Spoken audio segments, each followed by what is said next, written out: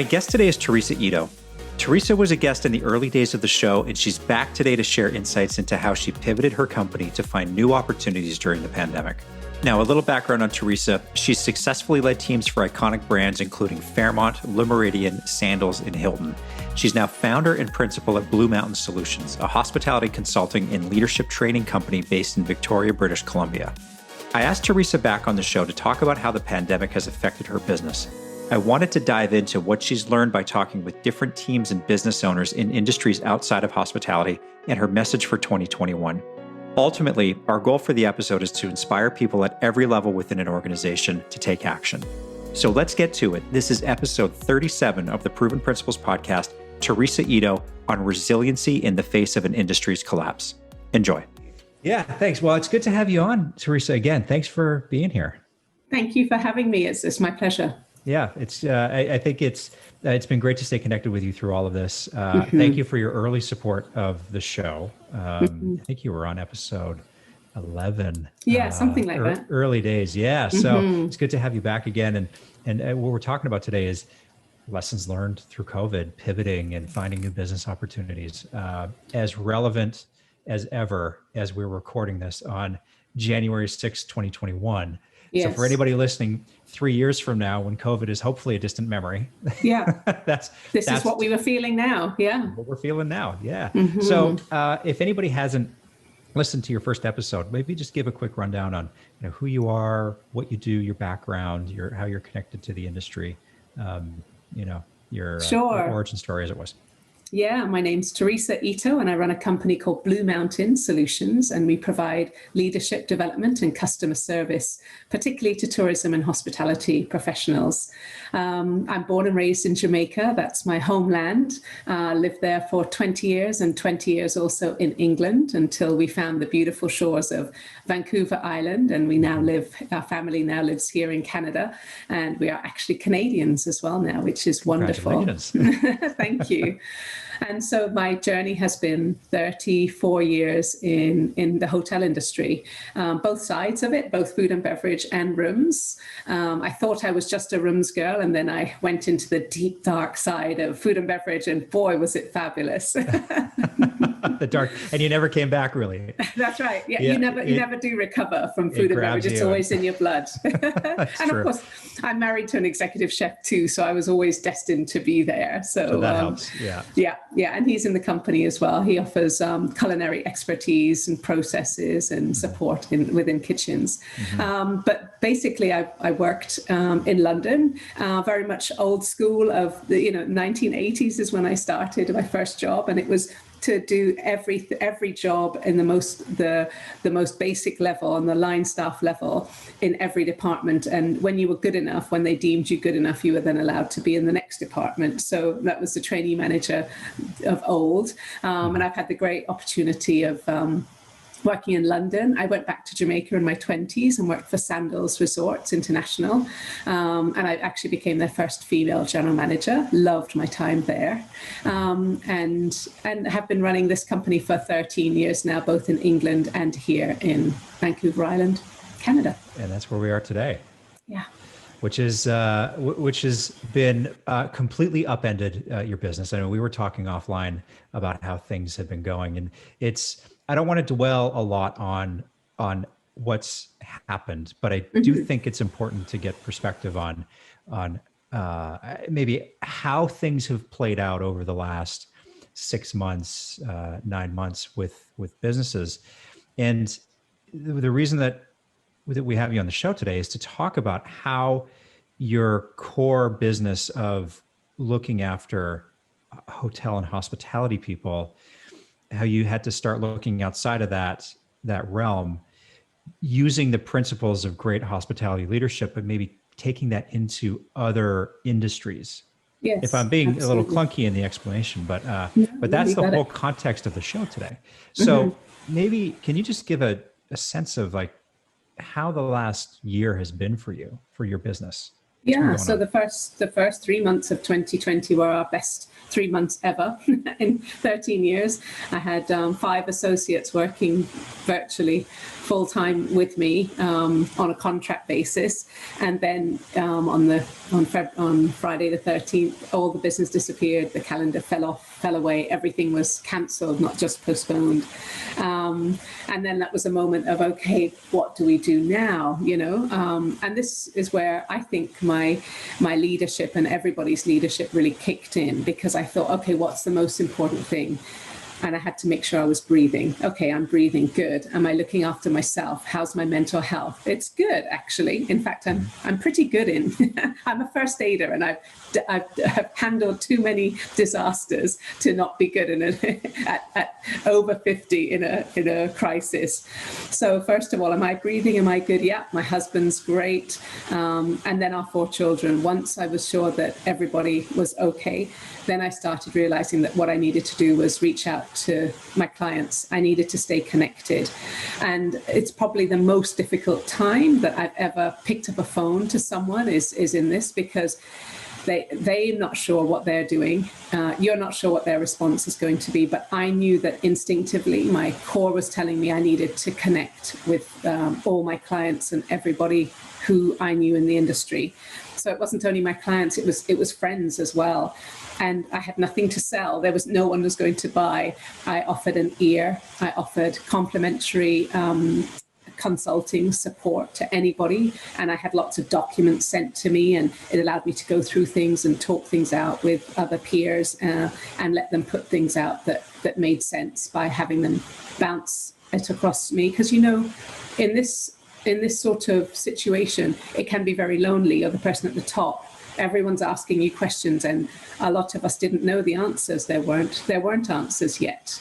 So for me, that was really important, to stay connected and keep communicating with people, even if we didn't know the answers. Yeah, and just stay. I mean, it's such a tight-knit community as it is in the hotel space, right? And this is a time more than ever when we need to lean on each other. And hospitality is, I mean, it's. I use the term tight knit because you come across the same people again and again, especially if you're in certain segments of the industry, right? But we never do a good job of leaning on other people when we need the support, right? There's not a lot of interaction that goes on outside of the 4 walls of your hotel to try to have other people, freelancers and consultants, help you with problems that are going on in your building. Everyone thinks that the expertise already exists within their place. I don't know if it's a sign of weakness. I don't know if it's resistance against spending money, whatever. But this is that time where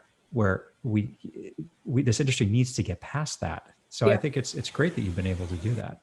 Yeah, and another thing I did was I realized, obviously, that a lot of leaders and line staff, well, all the line staff had been laid off, and that people were feeling very, very unhappy.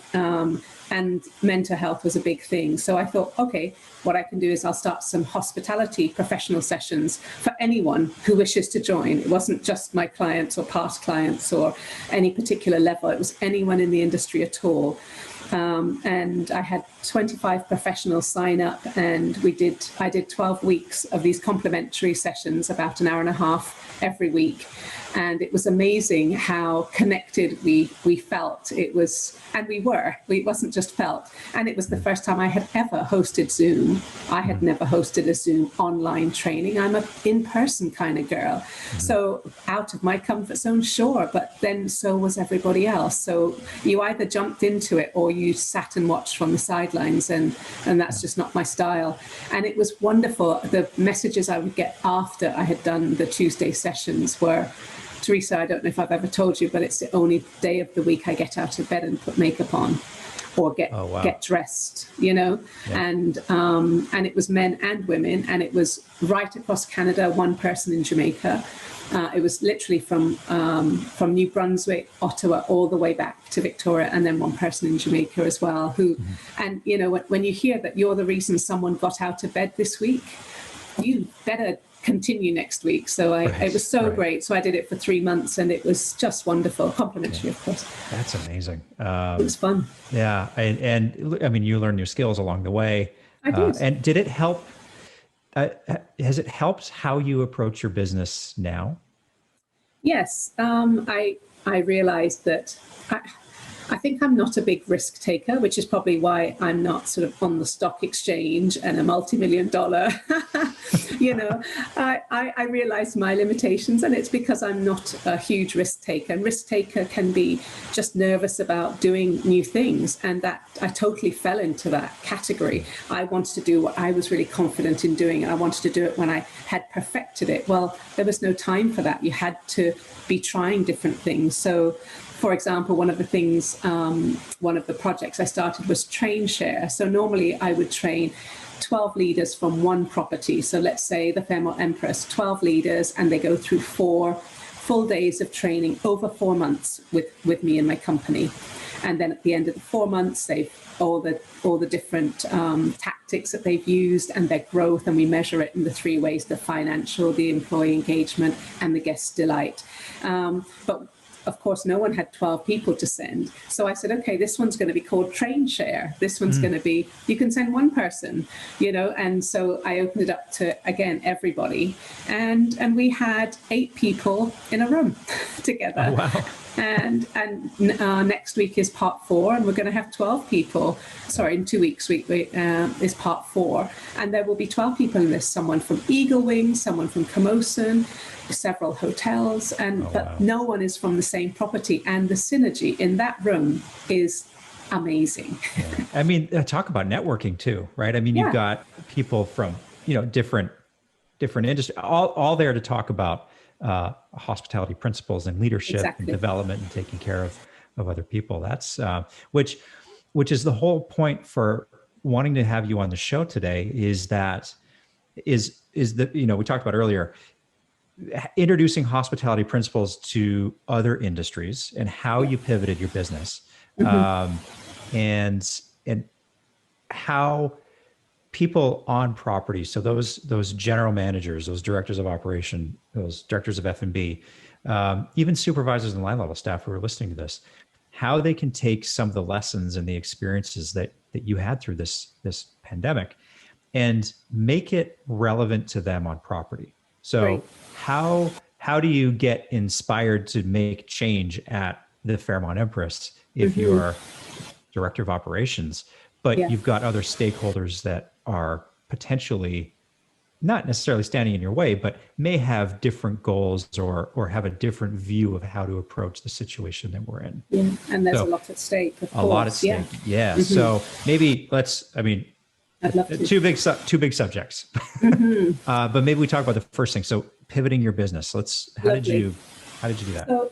So I want to put my business aside for a moment because I really want to talk to those operators. And I feel comfortable doing that at this stage, now that we're in January 2021, because of what's happened since April of 2020, which was that the Resiliency program reached out to me and said, you're a specialist in these areas. Normally, we couldn't afford you. Would you, for a much lower rate than you'd normally, provide support for different businesses who just don't have the know-how? And I said, absolutely, happy to do that. And it's been more than half of my waking hours have been spent doing that for the last 9 months.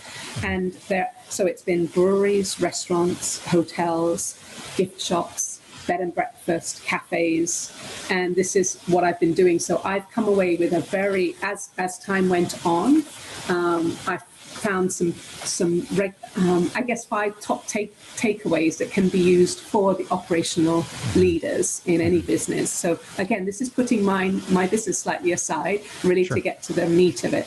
So it's an opportunity to reevaluate your big picture. So whether you're a department head, if you're an executive housekeeper, or are you the director of ops or general manager, first of all, what's your vision? What's your purpose and your passion?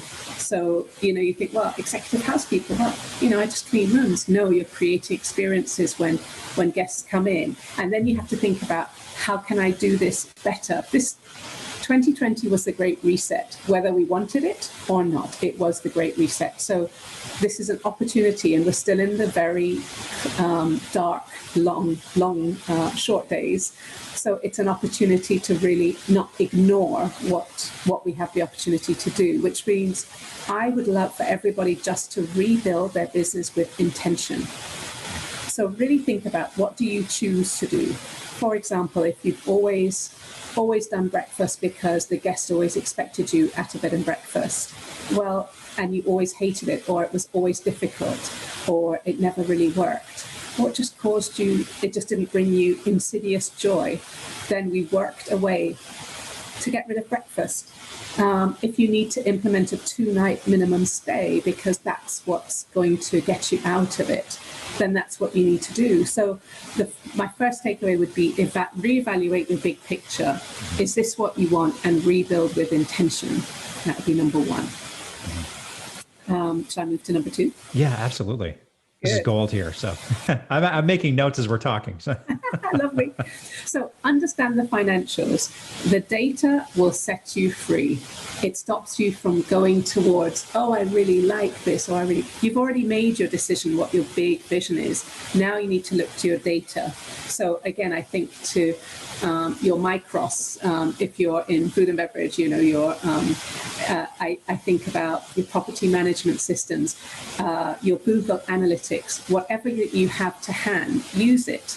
I made some big changes on my website, and some of the advice I had over the last year was do some short videos. And I cringed. I said, oh, I don't look good on video. Oh, no. I love to do things in front of people, but I needed to get out of my own head and start to actually do something.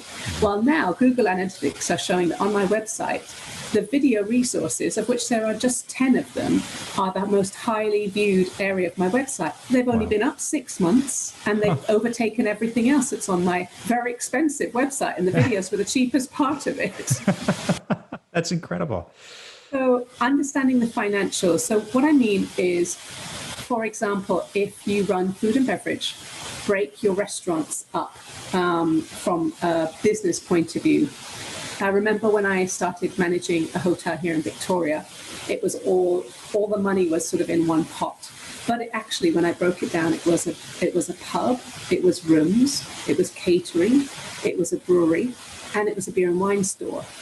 And I took my time, and it took some effort, but I broke down the financials, the revenue, the expenses, and the profit for each one. It didn't mean I was going to close one down. It just meant I needed to know what was going on here. Right. So and one of the things, I'm just sorry to cut you off, but one of the things that amazes me is that a lot of seemingly very sophisticated businesses, they do not track expenses or revenue very well at all, right? It all just goes into a bucket, and you just kind of figure out where you're at, and that's that. But the benefit of breaking out everything that you're talking about is that you'll start to get to know where to put effort into. First of all, what's worth putting effort into, and what's salvageable, what you might be underpricing, and what you can charge a little bit more for. Like, there's so many benefits to it. Yeah, so are you leaving money on the table? Yeah, for sure. Are you maximizing one bit, you can't do any more? Then hold on. And we found that in one of the areas. We were charging far too little for our home brewed beer, which was award-winning, but we knew how much it costs, and it was so cheap to provide. I mean, beer is not expensive to make, so they had priced it really low, and I was like, no, look at the market, look at the comp set, look at that we're award-winning. It's damn good for a start, and then with that, we slowly eked it up, and were able to make a much better profit in that area. So have a look at your data. And see where understand your financials. It was shocking to me, out of the 49 businesses that I worked with over the last 9 months, how many business owners don't even pay themselves. Wow. Oh, okay. My heart, Why is that? Now, Why do they do now? Why do you think that is? Because they're thinking short term. They're working in their business rather than on their business. So as long as it's black on the bank account, then they're not worried. If it's red, then it's a different thing. But I think, and then they're saying things like, but I don't need to sell that at that, Theresa. I can sell it for much cheaper. And I said, of course you can, but then you can't afford to put petrol in your car. and you can't afford to go on holiday when we're allowed to.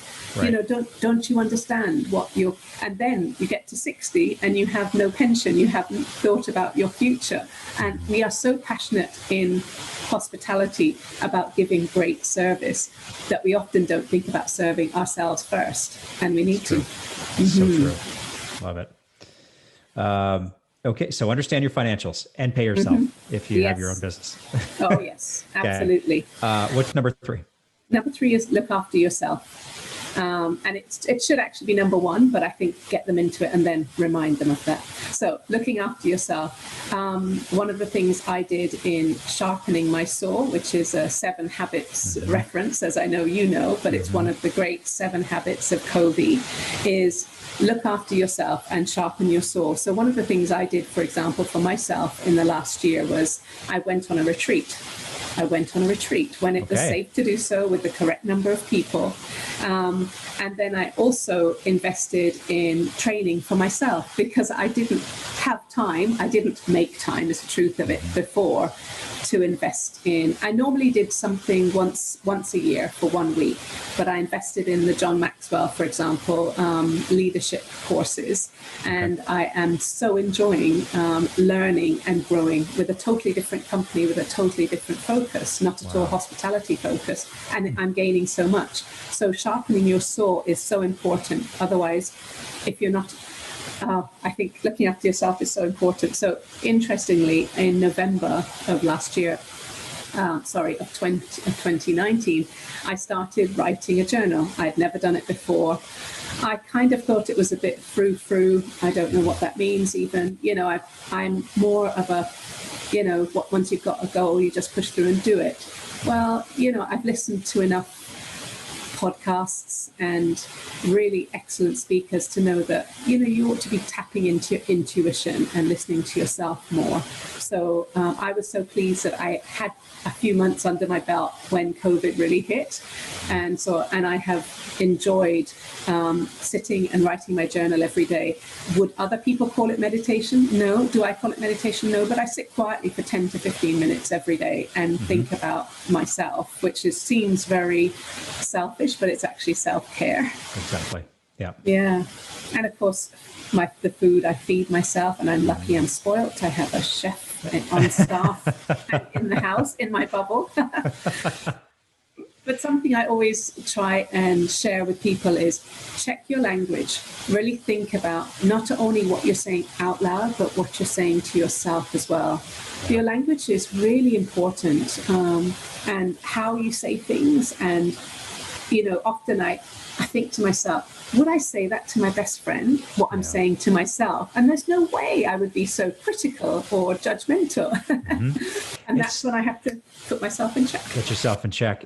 You bring up such a good point about self-care, because recognizing the signs of burnout are one of those funny things where it's hard to know. Actually, even when you're burned out, it's hard to know that you're burned out. It's usually other people will tell you or ask you, are you okay? But recognizing that in good times, you know, like 3 years ago when everything was flying high and hotels were doing great, it was very easy to get burned out because you're just on that treadmill. You're in the grind 7 days a week, 24 hours a day. What we've been dealing with for the last 9 or 10 months, it produces a different kind of burnout. You're still burned out, but you've got to recognize when, you know, if you're not sleeping properly, if you're not eating properly, if you're not getting enough exercise, if you're not surrounding yourself with positive words and journaling and meditating and unplugging for a little while. That actually, the other thing has been like one of the consequences I know for me personally has been, since I started doing this full time, I'm never not on the computer. Right. And you're always tinkering with something, you're always doing something, but like that adds up to hours, and those hours add up to things that you're not doing to take care of yourself or the people that are in your life.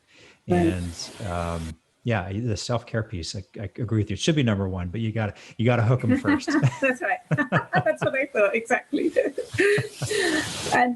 So point number 4 is communicate. So it actually rolls really nicely with checking your language. And don't make yourself a victim. I mean, I could have dragged my feet around saying, "Oh, poor me, nothing for me," and how bad the business is, and it is, but that's not going to serve me well. So communication is really important, and I really feel this works really well when you talk about burnout, because if you try and be, as the leader, leading a department or an entire property, as so many of our hoteliers listening do, it's very difficult to try and have it all together, because that's how we normally like to present ourselves, as I have all the answers. But then here in BC, for example, on the 30th of December, they said no alcohol to be served past 8 p.m. the following day. On the 30th.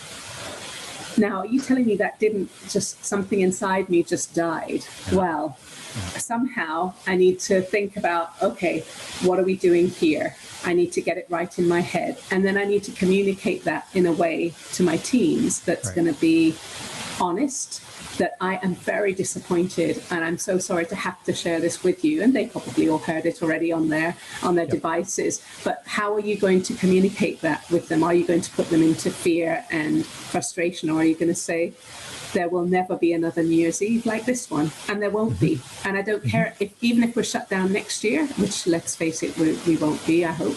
But it will be the second year we have had it. It won't ever be. So you have to give people something, and you need to let them know that I don't have all the answers, and I promise to share them with you as soon as I do have them. And if you can do that, then you're ahead of the game. Oddly enough, if you lead with, I don't have all the answers, but this is what I know, that for some reason, I don't know what it is psychologically, but that actually makes you come across as more sincere, more approachable, and willing to learn and change your mind as you get new information. Whereas if, I'm sure you've had managers, I certainly have, that, they have all the answers. Yep. They don't listen to new information. They're not willing to dive deep into what it is that they're talking about, how that relates specifically to individuals in different departments in a hotel. Just sort of blanket statements across the board, and then they're unapproachable. You can't go find them and ask them questions later on. That approachability and that realism, authentic, authenticity, is so important. No, you're right. And again, if you share that true self with your team, then you are being, there's less opportunity to burn out, because they're understanding of you. And if I say that to you, then you're probably going to say, well, Theresa, I get the updates on my phone. Do you want me to link up your phone to do it? Yes. Or, Adam, could you just let me know when you know anything? Exactly. And then everyone becomes part of the solution rather than everyone complaining about it.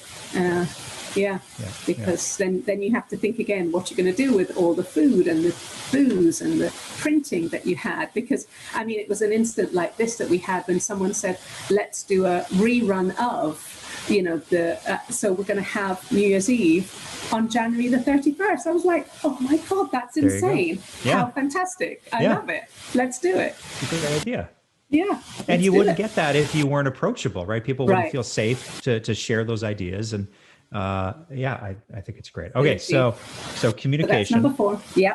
And also that means communicating not only with your team, but also with your guests. So whoever your guests are, and your suppliers too. Remember, they're part of your internal guests too.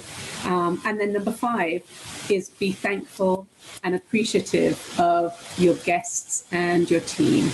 So this one is, and again, because we feel, or we may feel that we are the victims in this, we stop saying thank you, we stop being appreciative. And what's happening is I find that, again, with my 49 companies that I've worked with, you have the guests or their clients or their customers who are feeling nervous. They are feeling that when they come to buy your product, they are doing you a favor. and they don't like the changes. They are, and so they're anxious, they don't like things, and they think they're doing you a favor. And then you have us, the providers, on the other side. We're frightened, we're frustrated, we've been losing money, we're confused, and we think we're doing them a favor because we've put in all these plexiglass and all these protocols. And so what's happening now, because it's been going on so long, is you have a little bit of frustration where two sides are meeting each other, and we both think we're doing you a great favor. And I'm afraid hospitality needs to remember what our name is, and we are the ones that have to realize those are the guests of our future, those are the guests today, and we need to look after them as best we can. It's so interesting that you brought this up, because I had this experience over the Christmas holiday, right? Where I stayed at two separate hotels, and one was a luxury hotel. I won't call them out, but one was a luxury hotel, and one was an independent, like mid-scale property. Typically, you would expect that those experiences would be very different. What I would say is that the mid-scale property met my expectations. Wow. Of what it normally would have been. The luxury property met the expectations of a mid-scale property. So they definitely kind of slid down the rung a little bit. And where that comes into play is the luxury hotel being able to interact with anybody on property was like pulling teeth, right? Everybody wanted to just stay away and keep their heads down. You walk through the lobby and everybody's heads down, clacking away on their computers. You couldn't engage with anybody. And then when we checked out, there was no thank you for staying, right? Which is in typical times is like would be an interaction standard at the front desk. You're robotic. You're like, thank you for staying. Hope to see you again. Like it doesn't, right? But the mid-scale property actually did a far better job of interacting with us. I mean, there were other technical and room issues, but that aside, they were better. They thanked us for our business, and it was a truly heartfelt, like, thank you for being here. Your business is important to us, and you being here for this long is helping to keep the doors open so that our people can work.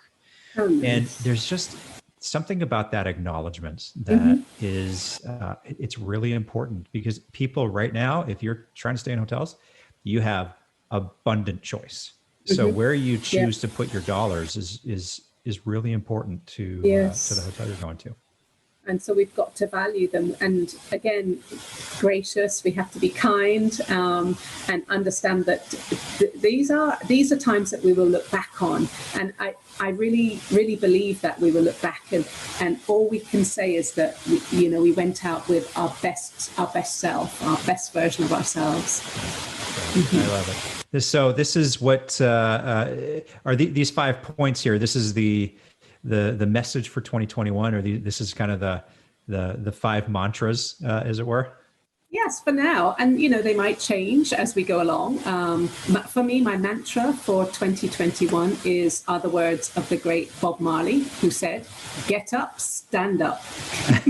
I love it. Yeah, it's good. That's good.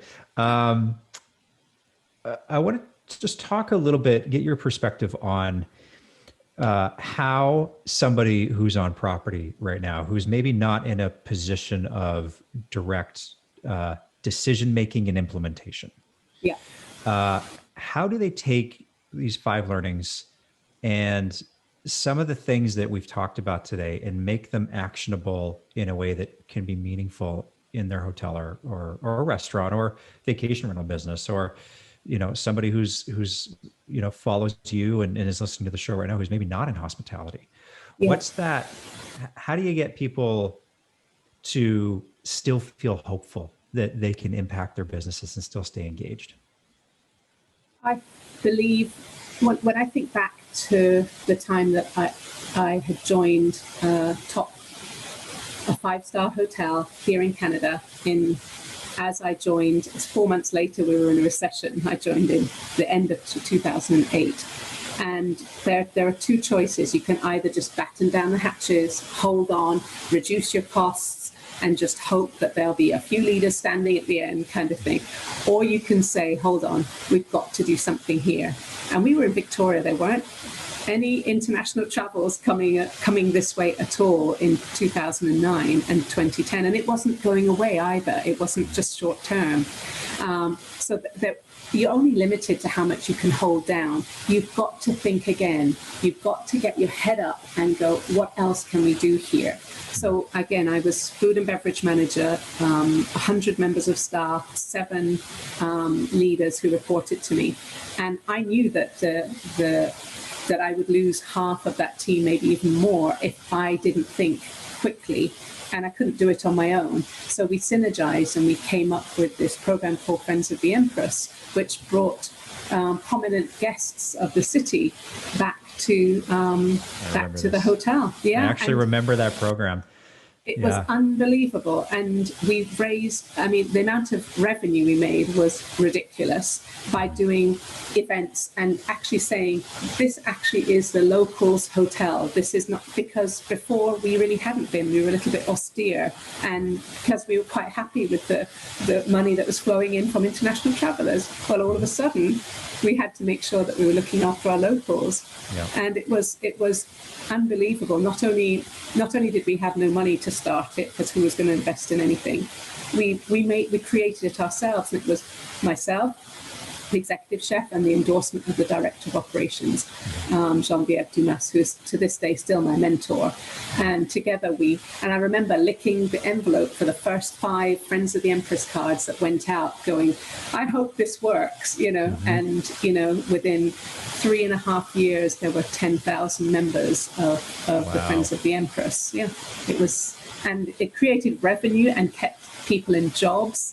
And we had the most amazing events, which meant that the employees were engaged, the colleagues were engaged. And yes, it wasn't easy. I had to dance around union negotiations, and you can't have a member of staff go out there because of but we figured it out. There's all sorts of reasons not to do it, but there are a hell of a lot more reasons to do it. So think again, open it up to your team. It's amazing what they'll come out with. Yeah, they know, right? They're the ones that are talking to the customers. They're the ones that know what people want. They know what the challenges are. I couldn't agree more.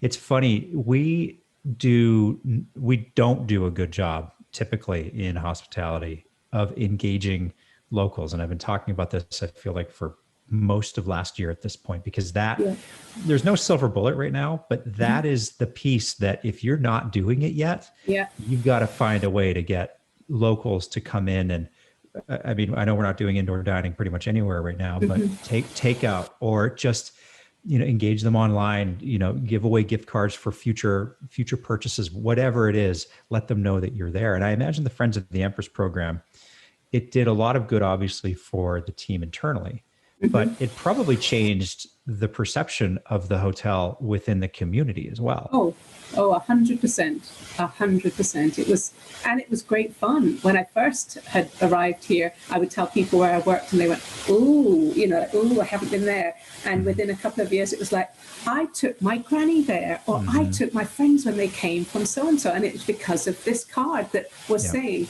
"Welcome," And so often within properties, especially in my opinion, and I've worked for many 5 stars. In 5 stars, we get even with Sandals, we get, we have these international travelers that come to Sandals, and we really are not going to treat our Jamaican guests like that. And sometimes you'd hear members of staff saying, "Oh, well, they're locals," and I'd be like, "What? Oh, well, they're on a local rate. Do you know why they're on a local rate? Do you know how lucky we are that they're coming here?" And sometimes when they weigh it up, they don't see it, but it's so important to keep the locals to. I couldn't agree more. So the takeaway really is, if you are in a frontline position and you want to affect change in your hotel, your restaurant, your business, don't lose faith and stop bringing ideas up the chain. Because right? the way I look at it is you're limited to how much you can save by reducing costs, but you are unlimited with how much you can sell and how you can drive and the different ideas you can come up with. Adam, I've got a retreat planned for February, end of February, and at the moment we can't go on that retreat because of public health orders. But there's a choice. You have a choice. I want all the leaders to think about this. You can either be on the stands or you can be on the court. I think Brené Brown said that. You choose to either observe and go, what's everybody else doing? Or you give it a shot. I've put this retreat out there. I hope it sells out. I hope you have enough to go with it. I hope the public health orders allow us to. But if they don't, you know what? I tried something.